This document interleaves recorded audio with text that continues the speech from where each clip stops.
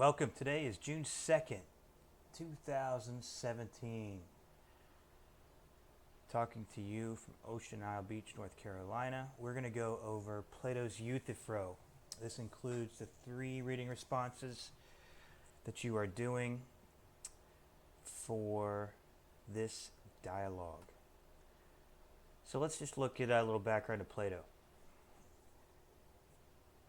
Alfred North Whitehead said the safest characterization of the European philosophical tradition is that it consists of a series of footnotes to Plato.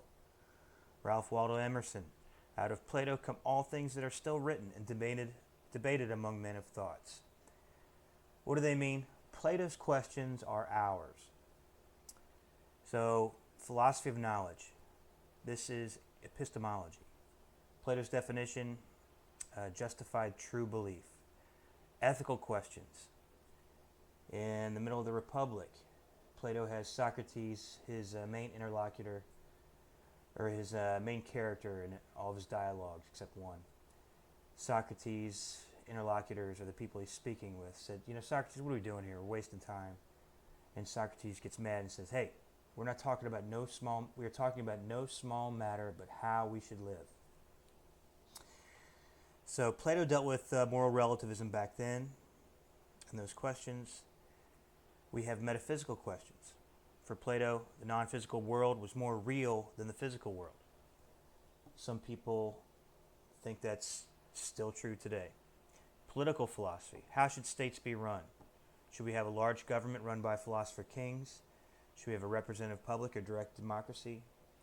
As we'll talk about in the Apology, Plato hated direct democracy. He thought it would lead to mob rule because, one reason, it was the Athenian court had his friend and teacher, Socrates, sentenced to death. Also, what is the role of the arts? Can they corrupt the youth? In the Republic, that's more prominent. And if we're doing Augustine in your class, we'll bring that up again. So we'll do a little bit of prolegomena to Plato, look at some things, then we'll go through the reading responses as we would in a class lecture. To the right, that's the omphalos, or the belly button of the world, Delphi, Greece. It's rumored that Zeus, I think it was 2 doves, he threw them up in the air to find the center of the earth, and they landed at Delphi, on Mount Parnassus in Greece, where the oracle presided. All right, Socrates and Platonic dialogues. Briefly, there's 4 fields of philosophy. People chop these up in different ways, but this is good enough for us. Logic, this is formal and informal reasoning. So we have deductive and inductive logic. This is just trying to figure out necessary connections, what has to follow if it's a deductive argument, trying to figure out what is the case. We use reason in science, when we sit on juries, when we're trying to figure out what restaurant we should go to, dating, everything. So logic permeates our day and all of our speech. Epistemology is a science of knowledge. When does a belief transfer from mere opinion to actual knowledge? An important question. Ethics, the study of values or the good, the rules of right and wrong or morality with regards to other people, and character traits. What virtues or positive character traits should people have? Should they be generous, loving, have a tender heart? And what are the vices or negative character traits people should avoid, like being selfish, being mean, and so on.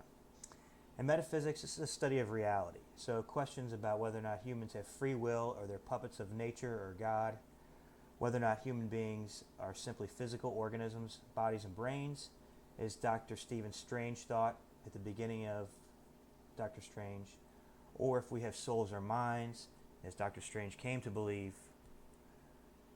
in that Marvel film, the existence of properties or qualities like greenness, mass, positive charge, negative charge, evenness for numbers. Relations, are relations real? Are they discoverable? Like family relations. Is there a marriage relation? What does this marriage relation entail? So metaphysics discovers the structures of reality. Substances. When we get to Aristotle, we'll talk about what a substance is. And for Aristotle, it's a thing that has properties. All right. The virtues of philosophers, on my view, and for this class, we're going to assume these two things. We want to have sharp minds. This is the intellectual virtue. We want to get better and better at logic, realize what a good argument is, what a poor argument is. When we're reading a text, how do we defend our reading of the text, and so on. Also, we want to have tender hearts. This is missing from a lot of American society in 2017, but it needs, on my view, we need this. This is the virtue of character when doing philosophy, and especially we have to have a tender heart for those with whom we disagree. So, 1 Peter 3:15. Even if Christianity is false, I love that Peter says this, admonishes people when he's encouraged them to say it. Be able to give a reason or an argument for the hope you have within you with gentleness and respect, or meekness and fear. So Peter, I think, is saying we need to have sharp minds and tender hearts. Later on, when we do the apology, we'll look at Acts 17 and see the virtues of the Greek Stoics and Epicureans and how they argued with Paul, and most of them, were charitable to each other. They used sharp minds, tender hearts. They listened to each other and listened to each other's arguments. Okay, this is a beach in Kalamata, Greece. If you guys get a chance to go there, I was camping there last summer for a month with my buddies. And then on the right, this is, I think that's Agamemnon's tomb. We're close to it. This is Delphi, the Temple of Apollo right here. Basically, in the Platonic dialogues, you have the character Socrates. Socrates didn't write anything down. What we have in these first four dialogues are Socrates, the end of his life. Let me shut off this air conditioner.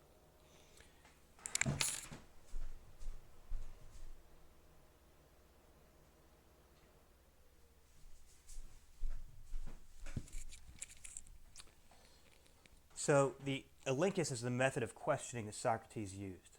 The interlocutor, that's the person with whom Socrates is speaking.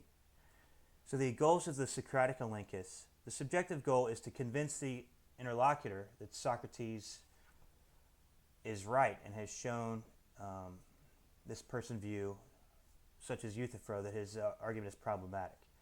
The objective goal is to use reason to show flaws in the argument of the interlocutor. And he does this by two methods, by reduction to contradiction or reduction to an absurdity. We're going to see examples of each in the apology. And he does this throughout the Platonic dialogues. All right, the Euthyphro. Hopefully you've read the introduction to the Euthyphro. But basically, this is the day of Socrates' trial for the Athenian court, where he ends up getting sentenced to death. But before that, Socrates engages Euthyphro in a discussion about the metaphysics, or the ontology, the philosophy of being, of piety, goodness, or holiness. Okay? Oh, and the elenchus, that's the Socratic method of questioning, usually with the question, what is X? Here it is, what is piety, or what is holiness? Okay, I think we just covered this. So the subjective goal of the elenchus, if you want to pause it and read this, this is to convince the person or the subject that such and such is the case. Now this is from the mind of Dr. Larry Jost of University of Cincinnati, so I want to credit him with these two goals of the elenchus. All right, but I think we can learn something from Socrates to have both of these goals. We want to pursue the objective goal where we use logic to analyze arguments, to find out how strong or weak they are, and find out if there's flaws in it, if there are major flaws, and so on. But also, when we're speaking with people, we also want to convince people what we think is the truth. So we're going to have a subjective goal in this class. We're going to try to convince each other that we're right. And we'll push back in love when we disagree, but we'll seek the truth together. A lot of these texts are hard, so some of these things I'm not sure about, and even scholars who focus on Socrates and Plato, they're not sure about some of these things. So we'll explore them together and dive into the text and enjoy the process together. All right. Objective goal, you can pause it and read here. Reduction to absurdity, reduction to contradiction, Real quick, the law of non-contradiction, or the law of contradiction, this, if we have a proposition P, God exists, and a proposition not P, so the tilde P, that means not P. That means it is not the case that God exists. Both of these propositions, P and not P, cannot both be true at the same time in the same way. That would be a contradiction. So if you can find Socrates who assumes for the sake of argument this person's point and show that it leads to a contradiction, then he shows that that definition or that view is false. So think about that in your own life if you want, and you can even bring this up on one of your part 2 questions if it relates. Reduction to absurdity, this is where Socrates takes an assumption and shows that it leads to some absolutely unreasonable or absurd conclusion. Oh, by the way, this is a Leonidas statue near 9 miles from the Hot Gates, Thermopylae in Greece. You could pause it here and look at some examples of reduction to absurdity. Now, we want to keep a sharp eye on Socrates' words. We want to note Socrates' attempts to refute Euthyphro's arguments and reach his objective goal. Also, we want to see if Socrates reached his subjective goal along the way and at the end of convincing Euthyphro that his arguments are flawed. So again, these are good goals of any philosopher. Here's a chronology of the first floor Platonic dialogues that we're going to use. And you're going to need to draw on all of these for your Miletus paper, where you're going to argue against Miletus. So the Euthyphro, that's Socrates' conversation in the Athenian Agora. King Archon's court with Euthyphro. The Apology, this is Socrates' trial in the Agora. The Crito is a conversation with Socrates in jail, where Crito tries to convince Socrates to escape. The Phaedo is the final dialogue with Socrates in jail before he took the hemlock, poison, and carried out the death sentence given to him by Athens.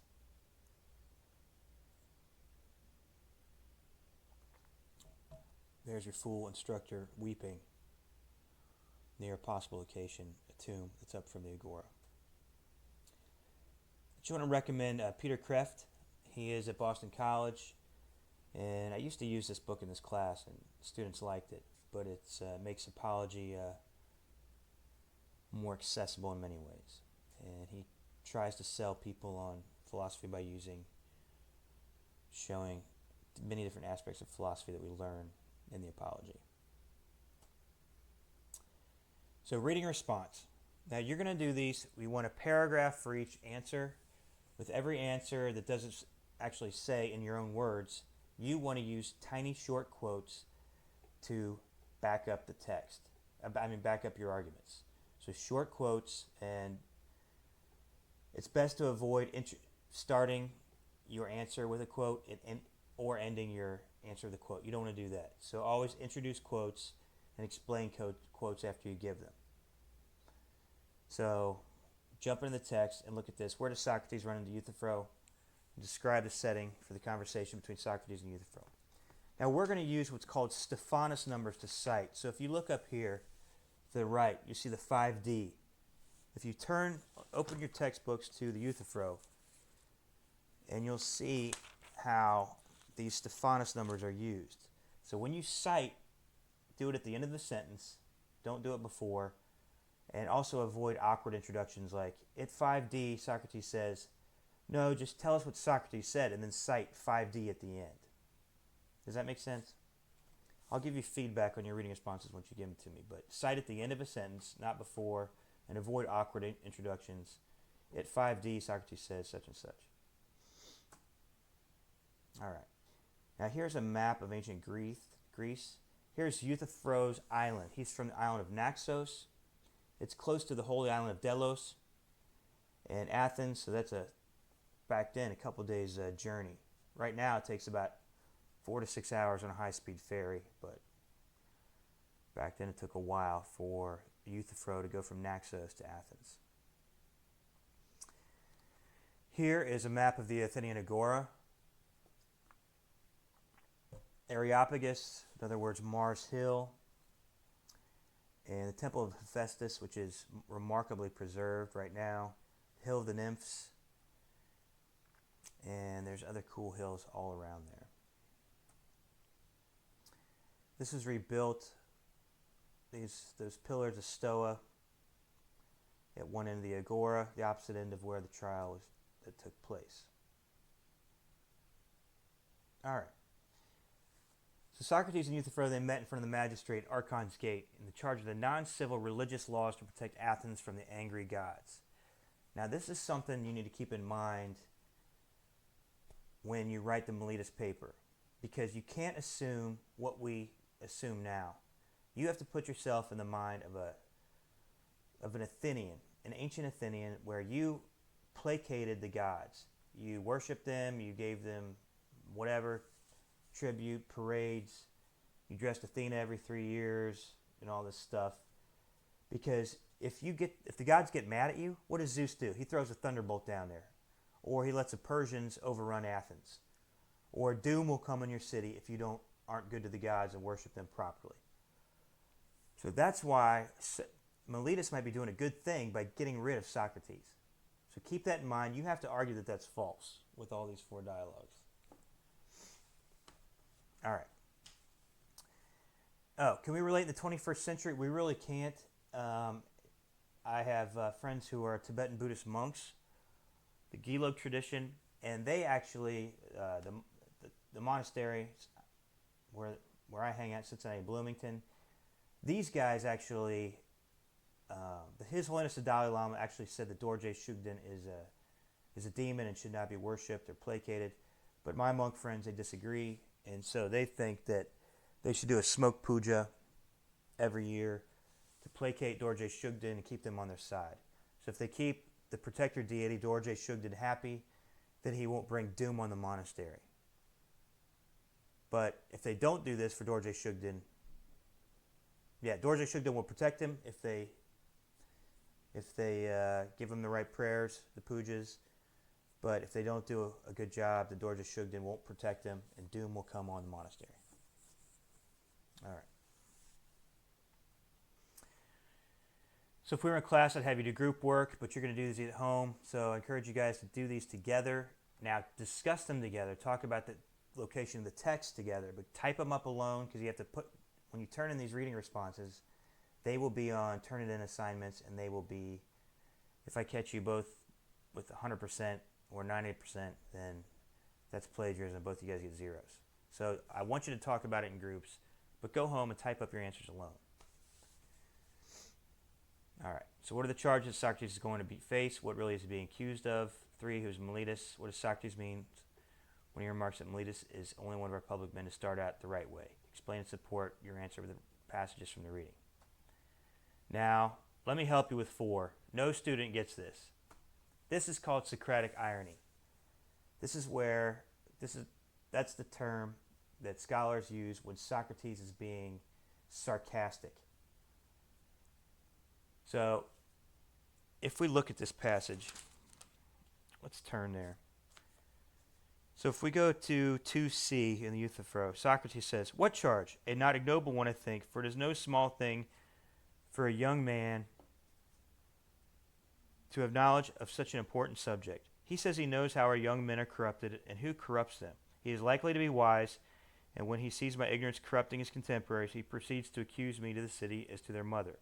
I think he's the only one of our public men to start out the right way, for it is right to care first that the young should be as good as possible, just as a good farmer is likely to take care of the young plants first, and of the others too." This is at 3a. "So too Miletus first gets rid of us who corrupt the young shoots, and such. All right. Now, Socrates is 70 years old. He's been following what he thinks is the God's mission for him, and he's been accumulating evidence every day of his life that, yes, actually he was doing the God's work, to be the gadfly of Athens, to prod the youth to pursue goodness and formation, care for their souls and grow in virtue, and not to worry about money and power and fame and all that.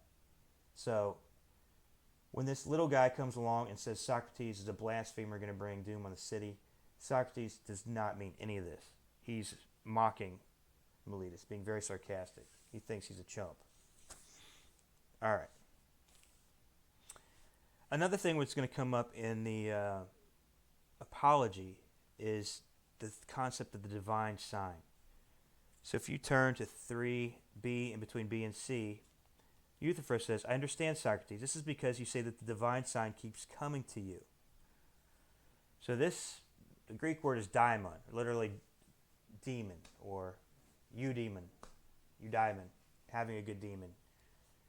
So he actually meant that he actually has a spiritual sign that actually stops him from doing things. So it was like the voice of God to stop him from doing such and such. All right. So the rest of these 4 dialogues we're reading, look for the Socratic irony.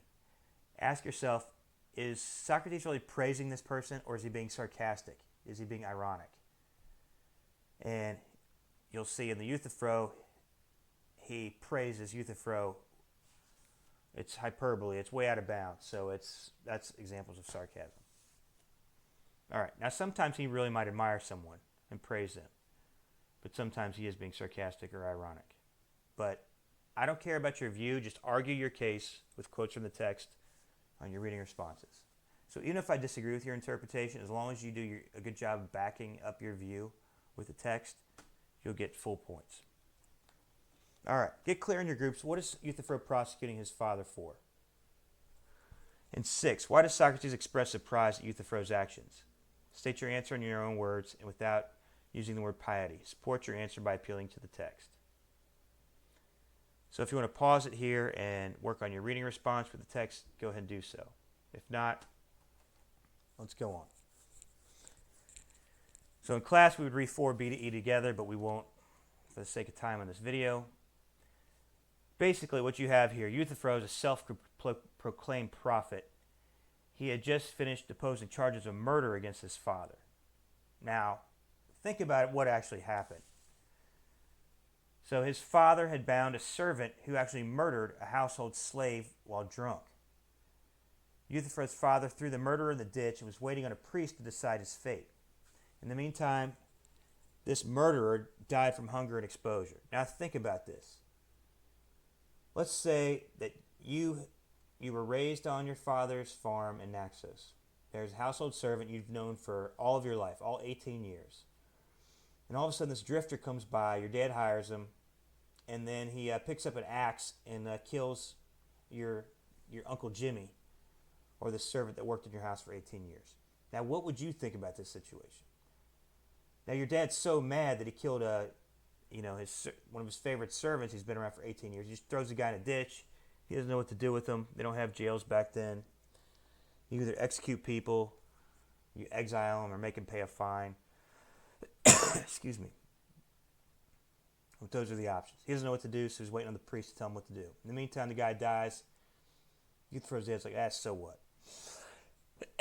Excuse me. All right. Now, some things that might be missing from the text. In the ancient days and nowadays, murder is a religious crime. So religious pollution is possible. And this is what Euthyphro is worried about. So he doesn't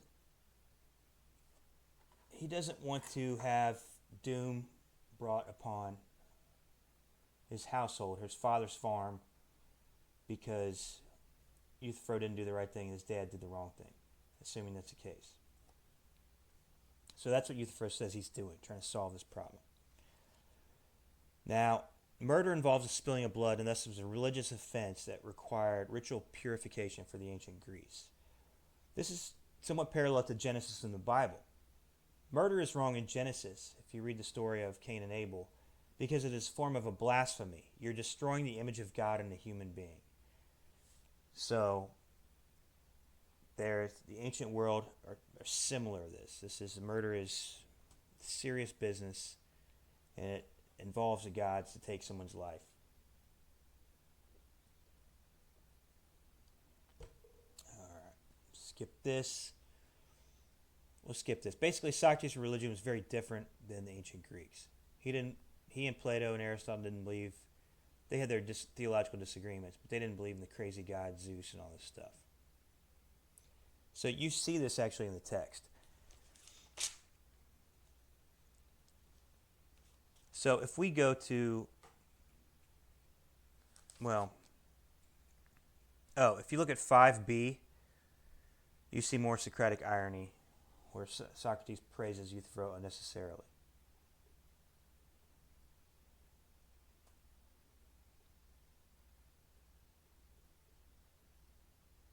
Aristophanes was a comedian. He was pretty nasty. I mean, I'm like, people would never change. The stuff he writes about, it's like, yeah, they're just as crude 2,500 years ago as they are today. Euthyphro, well, we learn more about his religion.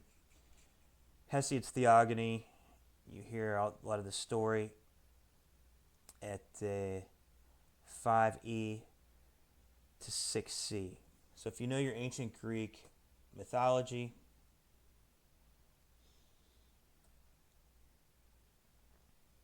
here's some pictures when I went to Naxos to visit Euthyphro's home. Got octopi hanging up everywhere. Apollo's temple entrance that's still left. It's pretty cool. There's a guy I saw fishing out there. All right. Question 7. What is Socrates' point in asking Euthyphro? Piety is holiness is goodness. Now this, at least on Christianity, is the equation as I see it in the Bible. Did I miss the stuff on gods? Oh, no, it's coming up. All right. Basically, what I think people get wrong, you can disagree, but holiness is healthiness is happiness in the Bible. So the person who doesn't commit murder, the person who's not jealous, the person who engages in spiritual formation, prays for their enemies, loves their enemies, doesn't mean they have to have a relationship at all with their enemies, but they turn the other cheek, pray for the enemies, forgive enemies. That person is going to be healthier and happier than a person who holds grudges and is always jealous and so on, and is mean. But that's just how we were designed, if Christianity is true. So part of this is a healthy, holy fear of God. If God is the only wise God who knows, then there is that submission to God's view of human nature. You be the judge. Let's do some metaphysics for a section. The property of piety. Now, properties are attributes of a thing. Another word for this is quality. So, well, we'll forget this distinction between primary and secondary properties, if that even makes sense. But redness is a property. The taste of bitterness is a property of coffee. The smell of pine is a property. So a thing's height, weight, color, taste, etc. are attributes or qualities of the thing. So Aristotle and Euthyphro assume that being holy or unholy or pious or impious, these are properties or attributes of a thing or an action. Now, for a lot of people, properties are universals. They're not particulars, since they can show up in many different places. And if these things exist, well, this is debatable, but many philosophers think they're abstract objects, things like beauty. They can show up in different places in the world. All right, think of yourself the 5 universal properties that many objects in the world have. Part 2 discussion questions. We're going to do this stuff on the discussion board. But find a passage, analyze it, write a full paragraph in part 2A. You choose a passage, not just a one-liner, but 3 or 4 sentences or even more. Big chunk. Put that there, type it all out. B, analyze it. Why is that worthy of further discussion? If you can, relate it to things going on in your own life, or do we have similar problems here in 2017? And so on. Relativism. Religious law versus secular law. Filial piety. Remember, Socrates was shocked that Euthyphro would go against the moral rule in the ancient world, and actually a lot of workplaces today. You never betray your father, even if he was a murderer. Americans aren't like this, but if you're from the Middle East or even Mexico or Japan or Asia, fathers are respected much more than American fathers. So they're much more similar to ancient Greece. And that's why Socrates is so surprised. He's like, whoa, whoa, whoa, Euthyphro. How can you prosecute your father? Maybe somebody else should do that, but not you. You're the son. And yeah, back in the day, the father was the priest of the home. So he was respected as the authority, not just the father, but the priest, the king of the household of the land.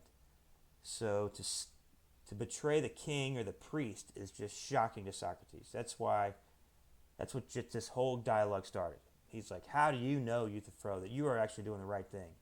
Especially in the presence of this moral rule to respect your father no matter what. All right, so bring it up. What would you do if you were in Euthyphro's shoes, and why? That might be an option for you there. And also give us 3 discussion questions, because 1 or 2 might be bad, and you want to have at least 3 to have a shot at having a good one that the class will want to engage you on in the discussion board. All right, 4E to 5B. Let's turn to that text.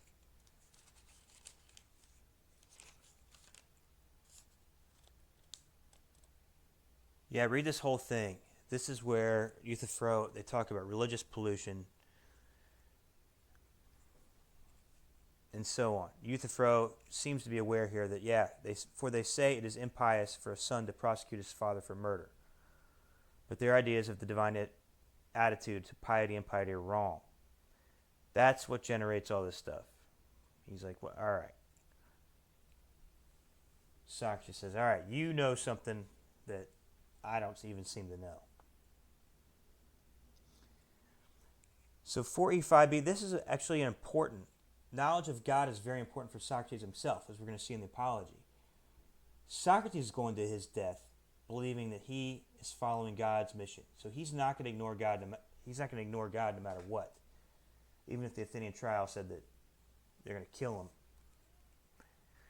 And so this is why this question is really important for Socrates too. Now, some scholars think, Socrates might be really worried here.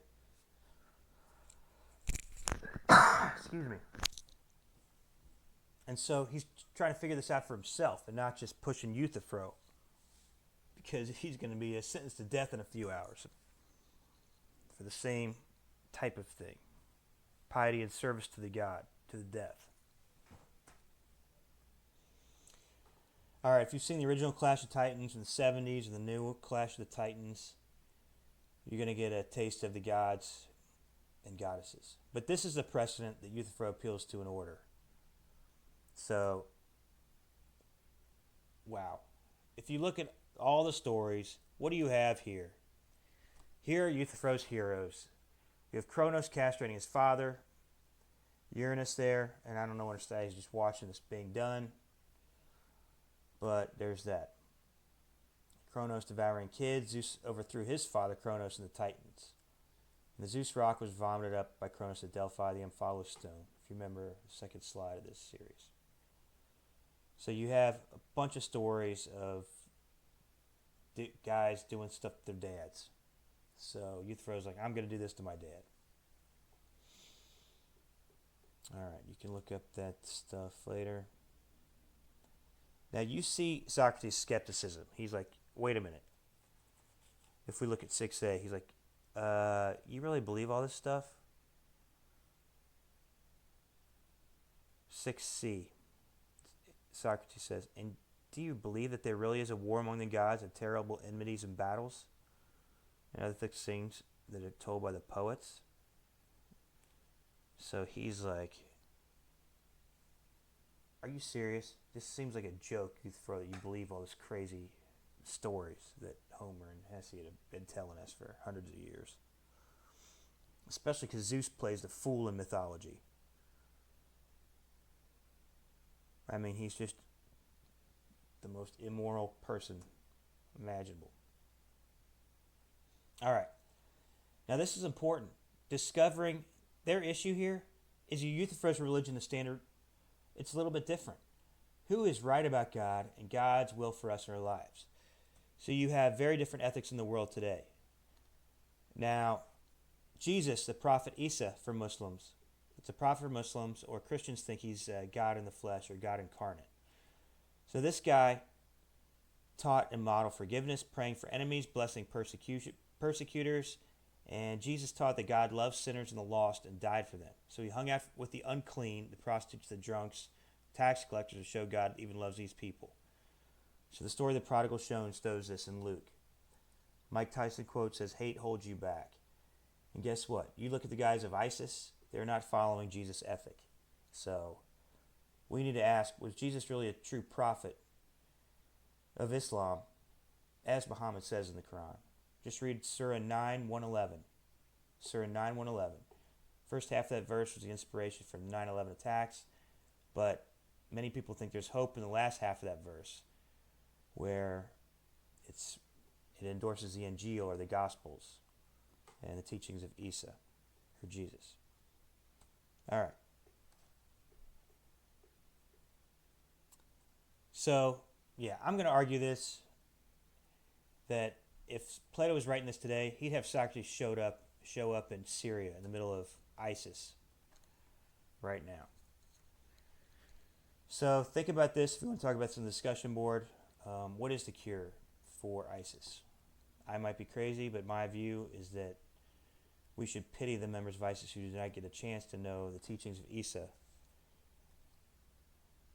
and the ethic that Jesus endorsed. Jesus never said to behead people. Jesus never said to slay them or smite them at their necks. Jesus never said to hunt the Jews down and kill them. And so, yeah. All right.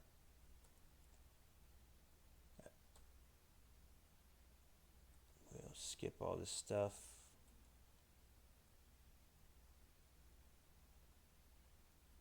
But judging prophets, it's an interesting question.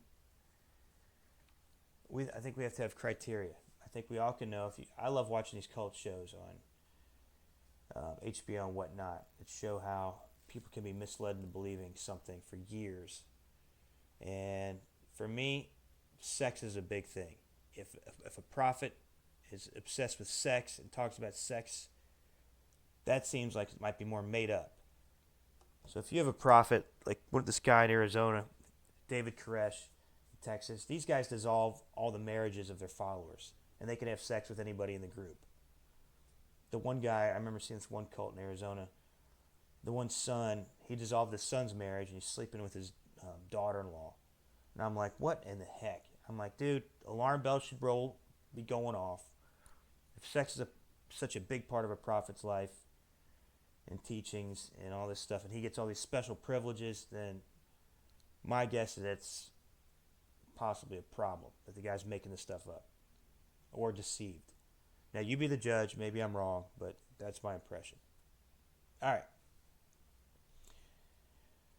Do this group work together if you want, and then type them up alone. Remember, full paragraphs, use short quotes. Cite, cite, cite. I didn't mention that. Cite with the Stephanus numbers, not page numbers.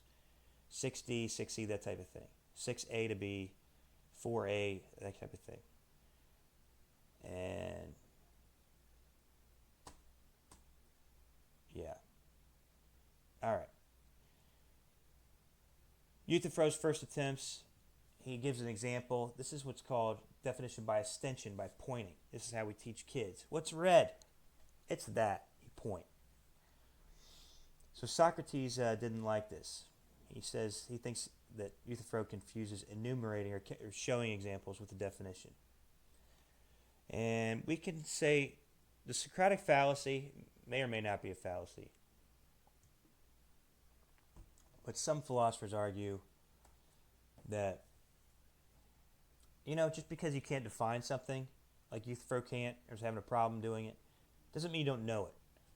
So you might not how to define a mother's love, but you can point to cases of a mother's love and point to cases that are not the ideal mother's love. You can be like, all right, when the mom, puts the child in the bird cage and throws him in the attic, that's not exhibiting a mother's love. But if my mom, who we're going to see in a couple hours, she would make my lunch every day. She would cut out a little cartoon from the newspaper, and she'd write a little note and write, "Love, Mom," to her son, Tuffer. And you know what? I still remember that this day. And I liked that as a kid, but I appreciate it more when I grew up. I'm like, you know what? She didn't have to do that. She could have just thrown a Hot Pocket in there and told me to microwave it at school. But instead, she went to that effort. So thank you, Mama, for loving me. All right. So 6D&E, Socrates did not want examples. He wants a definition to get at the essence of pious things or holy things. Why is this important? Because people are still dying for God. That's why we can talk about this in the discussion board. But our view of what's holy and pleasing to the gods might determine whether we live or die. Socrates is going on trial for following God's will. Christians cite Peter to the court in Acts 5:29. And we're going to talk about this in the Crito. Acts of civil disobedience, when are they justified? So we'll talk about the abolitionist civil rights movement. Today you have all kinds of civil disobedience. You have mayors. You have Supreme Court justices. You have presidents, people who are going against the rule of law and the Constitution for utilitarian reasons, trying to bring better things to this country.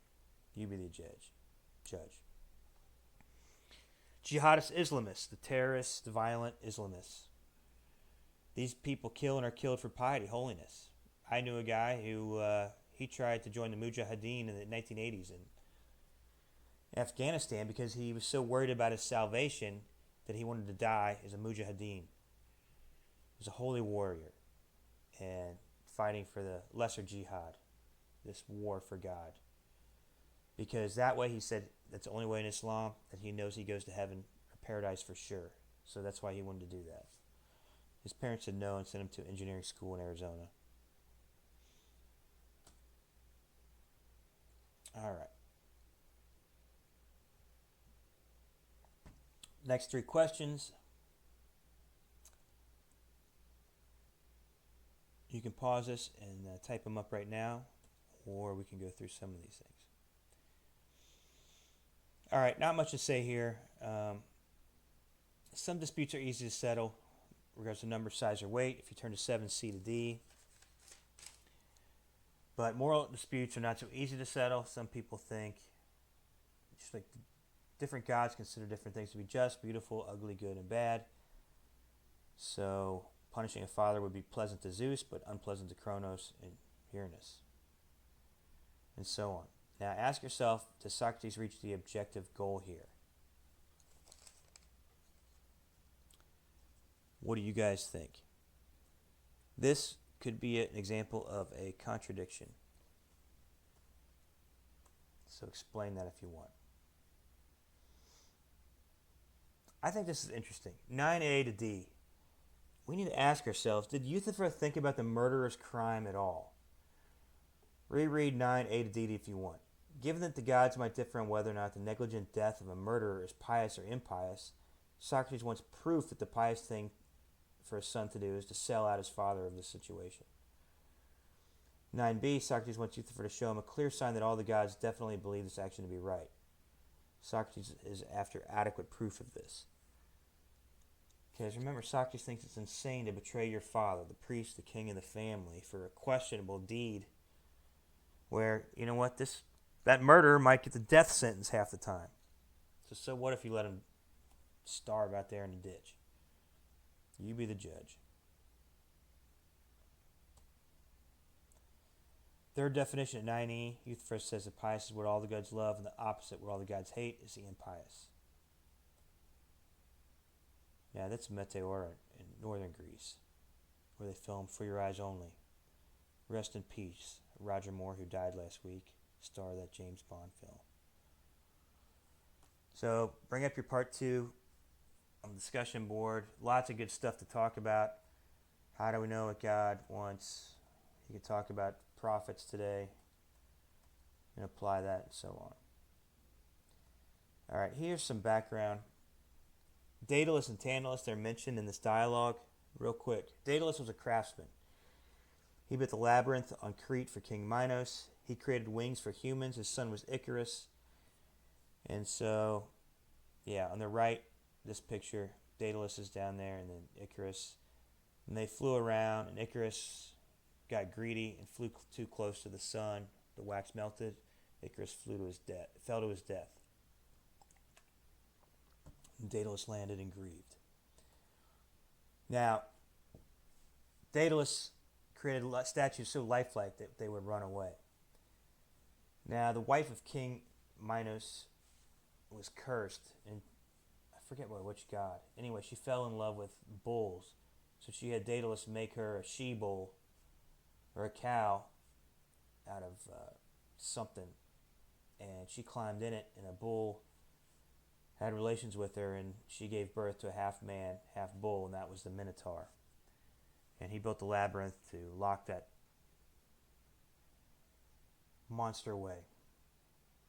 We'll mention this again in the Crito, since Socrates is waiting back for the ship that went to Delos to celebrate Theseus' victory over this Minotaur when he killed it.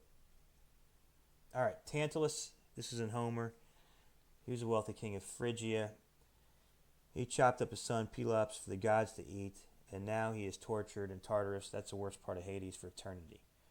So he suffers from thirst and hunger. So he reaches for the apple, and the tree branches pull away from him. And that's when the water is up to his chin. Now he gets thirsty, and he bends down, and he can't drink. The water always recedes from him. And he tries to grab an apple. This goes back and forth, and he's tortured like that for eternity. All right, the third and the last reading response for Euthyphro.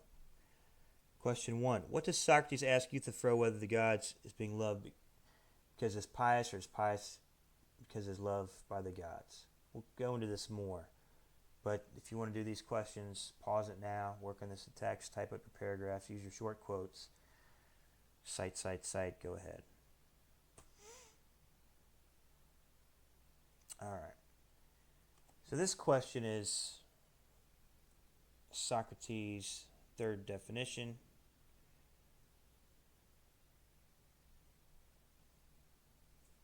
Socrates pulls a fast one and asks the ontological question, a question of being, metaphysical question, 10a. If you want to turn there.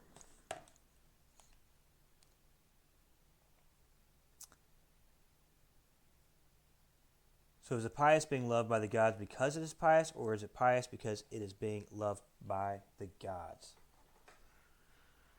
In other words, how do good and evil, piety and impiety, get attached to actions? Do the gods just love holy things because they are already holy? Or do things only become holy after the gods love them and not before? So 10a to d, this is very confusing to a lot of students. What's the distinction between something being carried and something carrying? Basic principle is this. If something is done to a thing, there is always a person who is the doer. Sometimes the doer is the one who modifies the object thing. In other words, some things acquire property due to the action of an external agent or a person, like being led, being seen. But other things have properties independent of external agents or persons, like redness or bitterness. So here's the analogy of property of redness in an apple. A green apple gets the property of red because the gods spray paint it red. Now this is Euthyphro's view. Gods make things holy by loving them. By analogy, a green apple gets the property of red because Zeus spray paints it red. Socrates' view says, no, I disagree. Redness is an intrinsic property of the red apple, and it causes the gods to say, hey, that apple is red. So Socrates said the apple already has the property of redness. The gods do nothing, they just recognize it. So let's consider the act of kicking puppies. There's Achilles being dipped in water over there to the left. So how did the act of kicking puppies or nieces become wrong? Euthyphro's view, the gods see Achilles kick a puppy. They then look at this and cause the action to become wrong by disliking it. So the gods have an effect on the actions. Things are neither right or wrong till the gods look at them and make a judgment. Socrates disagrees. On his view, the action of kicking a puppy already already possesses the property of rightness or wrongness, and the gods look at those actions and discover the property of right or wrong.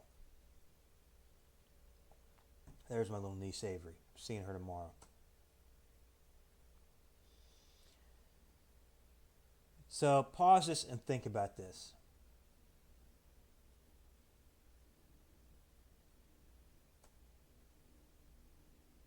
Now, this is a tacit assumption of Socrates. The gods can't do it. And our session folder, I've posted William Lane Craig's response to this modern Euthyphro dilemma. He argues against Socrates' tacit assumption for something called divine nature theory. But check that out later. So if the gods approve of acts X, Y, and Z, they do so for a good, a non-arbitrary reason. That's what Socrates assumes. So Socrates thinks there has to be some intelligible reason why the gods approve of X, Y, or Z, say being nice to children, respecting elders, and being kind to pets, other than just a whim. So Socrates denies that being loved by the gods could actually cause piety or cause things to become holy. And many philosophers disagree with this. J.P. Moreland, Peter Kraft, Tom Morris. You be the judge when we look at this right now. The modern Euthyphro dilemma. So this is used by a lot of scholars. I have a professor friend who thinks this defends atheism, which that doesn't make any sense whatsoever, because theists are divided on this issue. Question is, for example, are the Ten Commandments pious or holy or good because God commanded them? Or does God command them because they are pious, holy, and good? The top one is Euthyphro's view. The bottom one, Socrates' view. Now, what's the problem with each horn of this dilemma? Now, if things acquire goodness because God or the gods command them, then guess what? God can be like the arbitrary gods of ancient Greece, and God could change the Ten Commandments tomorrow, and change them every day if she were a fickle god like Zeus. So that's the problem. God's commands are arbitrary, and we could live in a morally chaotic universe, like the crazy god of Monty Python. Or I love this film. Watch this with your grandparents. The Gods Must Be Crazy. An 80s film. It's just a sweet, happy film. Rated G, I think. All right, so this is one horn of the dilemma. This is Euthyphro's problem. God can be arbitrary and crazy. Judah Ben-Hur. I love Ben-Hur. The first movie. I don't remember the second movie. The last one. Now, if we go Socrates' route, if God commands them because they are good, or they already have the property of piety or holiness, then there are things in the universe that God did not create. But Colossians 1:15-20, God is the creator of the seen and the unseen. So this seems to be a problem if you believe in the maximally perfect God, where God created everything in the universe.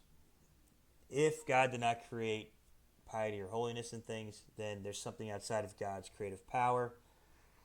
And many Jews, Christians, Muslims, Sikhs, and Hindus who believe in personal theism, they don't like this. Other Christians don't care, but you be the judge.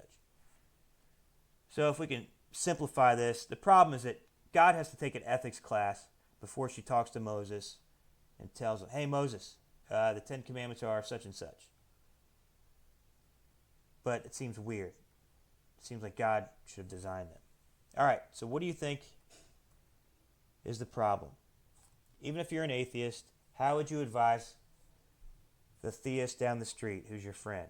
Which horn is more preferable in your view? All right. Does that make sense? So are the Ten Commandments pious, holy, or good because God commanded them? If that's the case, then God could change the Ten Commandments tomorrow to say, thou shalt commit adultery, or thou shalt commit murder, or thou shalt be jealous, or thou shalt enslave 5-year-old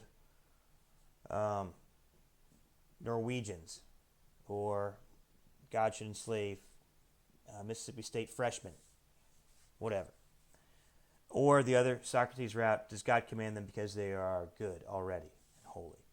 And that's the problem of, wait a minute, God has to take an ethics class before he or she talks to Moses. Pause it, come up with a view. What do you think? Now, some theists have appealed to this in the last, that there's a third option. Divine nature theory. That God's will is holiness. Holiness is God's eternal nature, and God always wills in accordance with his nature. So on this view, that God doesn't change, God is wholly good, omnibenevolent. God's character does not change. So why should we assume God is arbitrary and a crazy person like Zeus?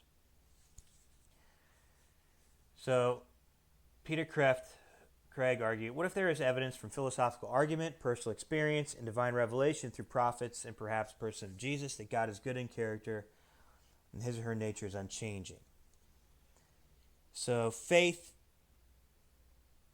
the object is truly divine revelation plus reason. When used correctly, can all go all the way up, and we can know things about God and his or her nature. Kreft argues this. We can know this from general revelation, looking at information in nature, special revelation, and philosophical arguments from the maximally perfect being.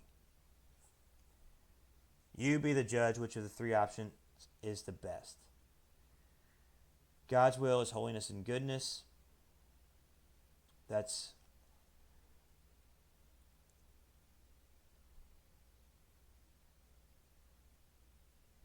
an option. Holiness, goodness, God's will equals holiness and goodness. Now, we'll talk about this tangent. Can we be good without God? The Euthyphro dilemma is mentioned in this, and it's a very interesting discussion. So I'll throw this up on the discussion board, see what you think. Here we would talk about assumptions of naturalism versus theism to explain that, but we'll save this. All right, questions 4, 5, 6, reading response 1.3.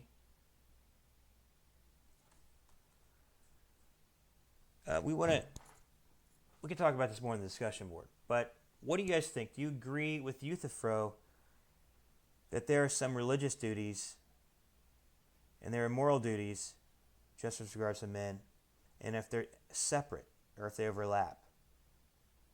This is a very interesting question. So turn to the fear and shame argument, 12b and c. If you guys know Euler, he had these things called Euler circles, and we can make them here. So fear and shame, justice and piety. So piety is a species or a subset of justice. And justice is justice with other men. So Euthyphro claims that duty to God is not the whole of the duty of man, but simply one part of it. But what do you think? Are religious duties different than moral duties, or are they the same? Think of 3 examples in your groups if you want. Throw it on the discussion board. But Socrates is wondering, wait. Maybe they overlap completely. Is this possible? What is the relationship between religion and dikosune, or duty obligation, or justice, morality in general? What is dikosune? That's a question of Plato's Republic. Or a variation of that, I forget, but justice or righteousness. Now, Socrates and Euthyphro admit that the religious thing to do is our duty, but Socrates wonders if we can say that whatever is right, e.g. taking care of the poor, is religious. Now, for me, on my view as a Christian, if we look at what Paul says in Colossians 3:23, that do everything. Work is not for men, but work for the Lord. Matthew 25, the sheep and the goats. Jesus says, if you don't take care of the poor, if you don't take care of those people in prison, if you don't take care of the widows, you're not taking care of me. So it seems like Jesus might be hinting there at the same thing as Socrates. Not taking care of the poor is not doing your religious duty to God. So that's pretty serious. So read Colossians 3:23, Matthew 25. What do you guys think? So serving man equals serving God, and serving God is serving man for Socrates, it seems. And I would argue perhaps Jesus and Paul saw the same way in the New Testament, or the Injil. And that's very interesting to think about. If you believe God exists, is being just to your family and friends, or being thrifty, or developing virtues, growing as a person, are these actually religious duties that you owe to God if God created you and designed you?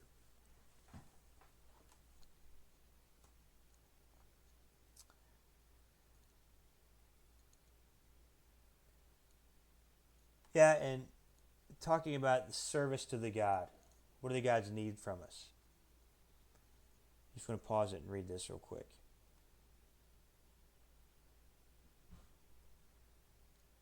And it seems like it must be in the sense where slaves serve the owner. Since it doesn't make sense that people make the gods better. All right, A.E. Taylor was one of the most famous 20th century Plato scholars. He says, you know what? Euthyphro separates religious duties from moral duties in watertight compartments. But Socrates doesn't answer this question. He wonders about it, and maybe that all just actions are religious actions. That, wow, the great business of man is to tend his own soul and to make the other souls of others as good as possible. In the Phaedo, he says that, yeah, all of this is an assimilation to God. And if you look at the Credo and the Apology, his whole life's work is to do God's mission. He felt God's hand on his shoulder in his life. And so maybe everything, all of our moral duties are for God. So A.E. Taylor says, here's this possible Socratic reply. Quote, thus we shall not go so far wrong if we say that the great and glorious work of God is to be the source of order and good to the universe, and that we contribute under God to that work to the degree to which we bring order and good into the little world of our own personal life and that of society to which we belong. Such an answer would, of course, presuppose the unity of the virtues and break down all barriers between the service of man and the service of God, morality and religion. It would make irreligion a breach of morality, and laxity of morals an offense against religion or God. Excuse me for making you deaf.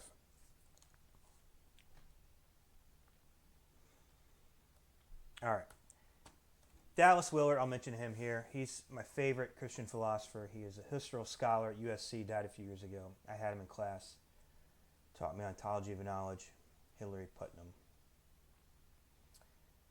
Sellers, and Husserl years ago. Anyway, Willard will argue something similar to this, I think. And so, yeah, I think it's just something to think about. All right. Real quick, Menelaus binding Proteus. This is mentioned in the Odyssey. Proteus, the old man of the sea, turned into a great bearded lion. No serpent, no leopard, no great boar, then to water in a tree. So he's mentioned at 15d. Now, what do you guys think? Speculate on this too. If you want to do this for your part 2,